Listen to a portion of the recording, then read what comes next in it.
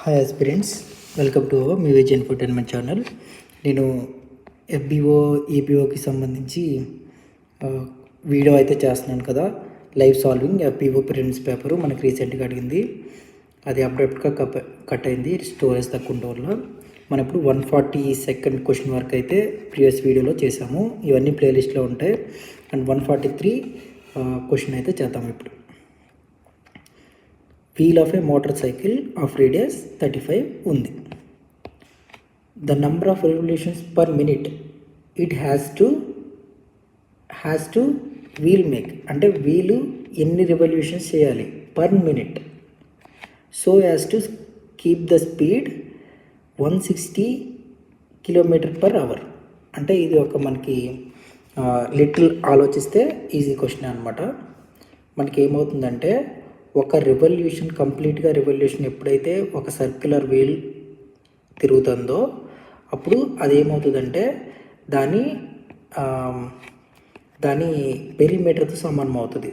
One complete revolution is nothing but perimeter of the circle are wheel. ఇదే concept మీద మనకి అంతకుముందు question కూడా ఇదే పేపర్లో అయితే ఇచ్చారు.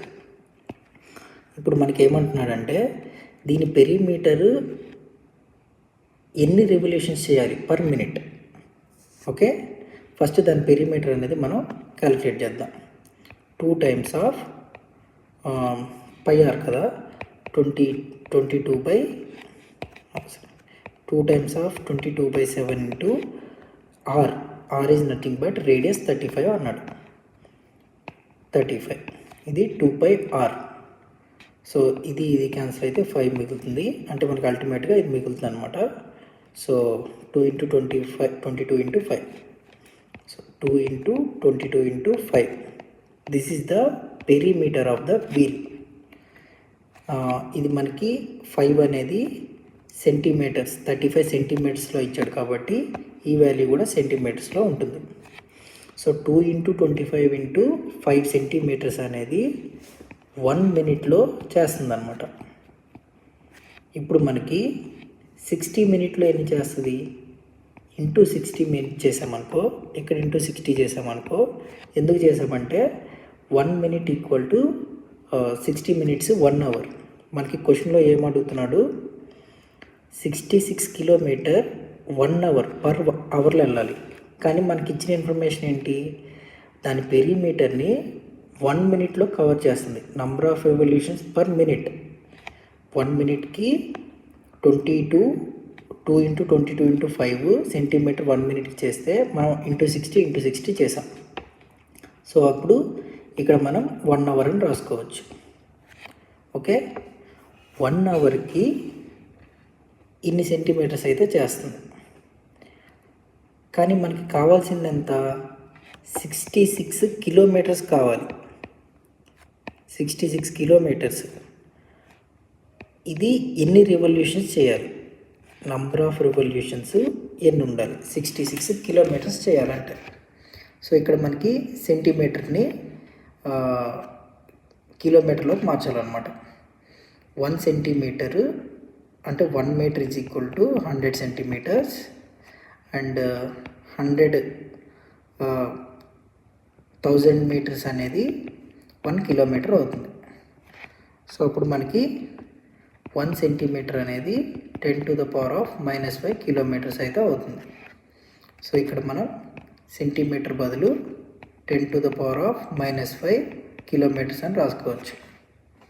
ఓకే, 1 hourకి ఇన్ని కిలోమీటర్స్ అయితే అది ట్రావెల్ చేస్తుంది. ఓకే, అప్పుడు ఇలాంటివి ఎన్ని రెవల్యూషన్స్ చేస్తే 66 kilometers అని అడిగాడు. ఇప్పుడు దీన్ని మనం డైరెక్ట్గా క్యాన్సిల్ చేసేయచ్చు. ఈ 66 6 times, ఇది 2 times.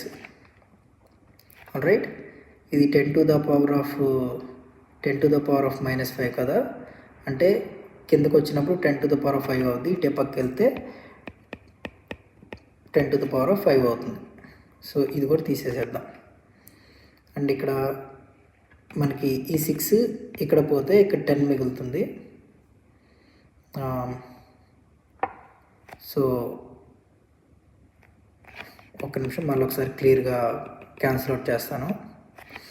ఈ 66 దడ దడ 6 టైమ్స్ 2 టైమ్స్, ఈ 6 అనేది ఇక్కడ 10 టైమ్స్. ఆల్రైట్, సో ఇక్కడ 2 5s 10 మిగిలింది, ఇక్కడ 20 మిగిలింది. అంటే 20 × 10 డివైడెడ్ బై 10⁵. సో ఇందులో ఒక 0 ఇందులో ఒక 0 లేపేస్తే ఇక్కడ 10³ అవుతుంది. సో 2/10³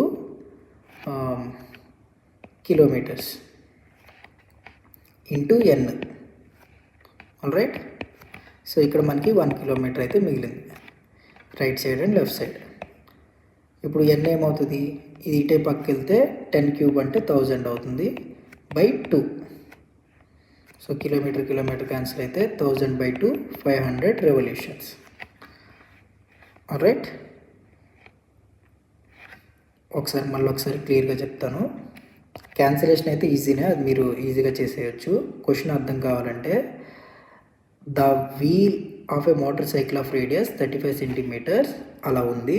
ఒక వీల్ అనేది దాని రేడియస్ 35 సెంటీమీటర్స్ అయితే ఉంది. సో ఇప్పుడు number of revolutions per minute has to wheel make. ఒక wheel number of revolutions per minute ఎన్ని చేయాలి అంటే 1 మినిట్కి ఎన్ని పెరిమీటర్స్ కావాలనేది మనల్ని అడిగాడు అనమాట. సో దాన్ని మనం లిటిల్గా కన్వర్ట్ చేసేసుకుంటే మనకి ఆన్సర్ వచ్చేస్తుంది 500 అనేది. Right, this is 144th question. ఇది కాస్త ఈజీ క్వశ్చనే. మనకి ఈ కాన్సెప్ట్ అయితే తెలిసి ఉండాలన్నమాట. ఒక రేడియస్ నుంచి, దీన్ని మనం కార్డ్ అంటాం కదా, ఒక రేడియస్ నుంచి ఈ కార్డుకి ఇలా టచ్ అయ్యేలాగా అండ్ ఈ కార్డుకి ఇలా టచ్ అయ్యేలాగా గీసామంటే ఇక్కడ నుంచి ఇది రేడియసే అవుతుంది, ఇది మొత్తం ఇది కూడా రేడియసే అవుతుంది. అలా మనం ఇక్కడ నుంచి ఏ పార్ట్కి గీసినా సరే అవన్నీ రేడియస్లే అవుతాయి. ఆల్రైట్, సో ఇది రేడియస్ కదా, అండ్ ఇక్కడ ఉండే యాంగిల్ సేమ్ అవుతాయి. ఎందుకంటే ఇది ఒక ఐసోస్కేలిన్ ట్రయాంగిల్ని అయితే ఫామ్ చేస్తుంది. మనకి ఐసోస్కేలిన్ అంటే ఏంటి, రెండు సైడ్స్ సేమ్ ఉండి థర్డ్ సైడ్ డిఫరెంట్ ఉంటుంది. అండ్ దీనికి ఆపోజిట్ యాంగిల్ ఏ కాబట్టి సేమ్ ఉంటాయి. సో ఇది ఒక ఐసోస్కేలిన్ ట్రయాంగిల్ ఫామ్ చేస్తుంది అండ్ ఈ యాంగిల్ సేమ్ ఉంటాయి. ఈ కాన్సెప్ట్ తెలిస్తే ఈ క్వశ్చన్ అనేది చాలా ఈజీ అనమాట. సో ఇక్కడ మనకి ఈ సర్కిల్లో ఇది 30 అయితే ఇది రేడియస్, ఇది కూడా రేడియస్ కాబట్టి ఇది కూడా 30 అవుతుంది. ఆల్రైట్, సో ఇది 30 అయితే ఇది కూడా 30 అవుతుంది. అండ్ మనం ఇది రేడియసే, ఇది కూడా రేడియసే. అప్పుడు ఇక్కడ టోటల్ 45 అయింది కాబట్టి ఇది టోటల్ కూడా 45 అవ్వాలి. ఇక్కడ ఆల్రెడీ 30 ఉంది కాబట్టి ఇది మిగిలింది 15 అవ్వాలి. రైట్, ఇది 45 కాబట్టి ఈ టోటల్ యాంగిల్ కూడా 45 అవ్వాలి. అండ్ ఒక సర్కిల్లో మనకి angle A plus angle B angle C ఎంత అవుతాయో 180 అవుతాయి.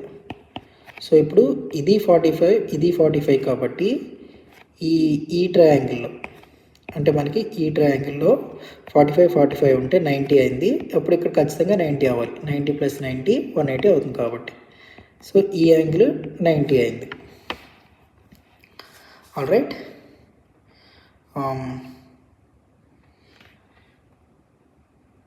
ఈ యాంగిల్ 90 అయినప్పుడు మనం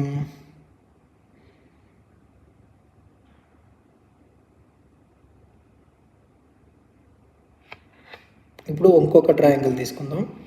ఆ ట్రయాంగిల్ ఏంటంటే ఇది కూడా ఒక ట్రయాంగిలే కదా.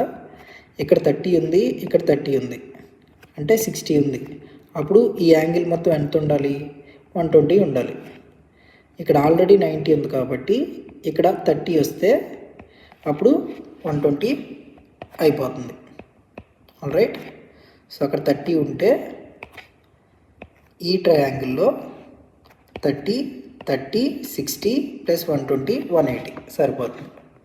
సో మనకి బేసిక్గా ఇలాగ మనకి ఒక సర్కిల్ ఉన్నప్పుడు దానికి ఒక కార్డ్ ఉంటే రేడియస్ నుంచి ఇలా వచ్చినప్పుడు అది ఐసోస్కేలిన్ ఫామ్ చేస్తుంది, ఇక్కడెక్కడ యాంగిల్ ఈక్వల్ అని ఆ విషయం తెలిస్తే ఈ క్వశ్చన్ ఈజీగానే ఉంటుంది, బట్ చూడడానికి కాస్త డిఫికల్ట్ ఉంటుంది అంతే. ఆల్రైట్, నెక్స్ట్ ఈ క్వశ్చను రిమైండర్ క్వశ్చను. ఇక్కడ మనకి 528 power some X value some ఎంతో ఇచ్చాడు, డివైడెడ్ బై 529 అన్నాడు. సో ఇప్పుడు ఇది మనం స్ప్లిట్ చేయొచ్చు కదా. సో ఇది బై ఇది అని అర్థం, 529 అని అర్థం. ఇక్కడ మనకి ఏమైందంటే 528 బై 529 మనం చేస్తే దానికి రిమైండర్ అనేది -1 వస్తుంది.